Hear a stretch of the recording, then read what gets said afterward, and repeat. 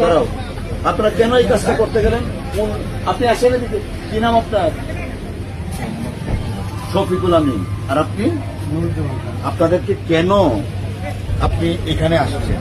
এসে বাচ্চাদেরকে দাঁড় করায় রাখছেন? কার নির্দেশে আসছেন বা কার অনুমতি নিয়ে আসছেন?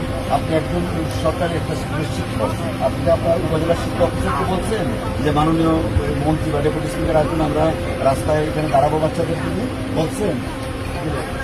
কার অনুমতি ছাড়া আপনি এখানে কেন আসেন? আপনি দায়িত্ব কিন্তু তার এটা আপনার ভুলে গেছে,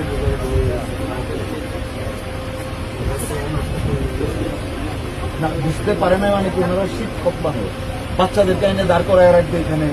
না আমরা মাত্রই আপনি মাত্রই আসেন আর 1 ঘন্টা আগেই আসছেন। আসলে সাবধান, ভবিষ্যতে আর এরকম করবেন না। ছেলে মেয়েরা আসছে, তারা কিছু বলতে চাই, স্কুলে যাবে, আমি স্কুলে গিয়ে কথা বলবো। যান, ফোকাস করে থানায় ইয়াকে নিয়ে যাবেন, শিক্ষা অফিসে। কার পারমিশনে ওনারা বাচ্চাদেরকে নিয়ে এখানে দাঁড় করায় রাখছে?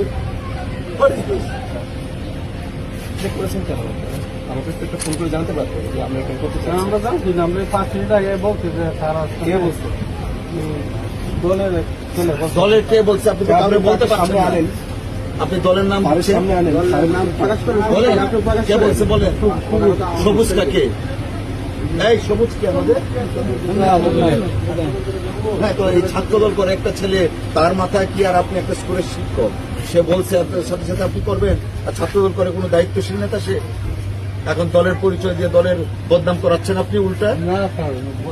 যান স্কুলে যান, আপনি ওনাদেরকে অফিসিয়ালি শোকজ করবেন।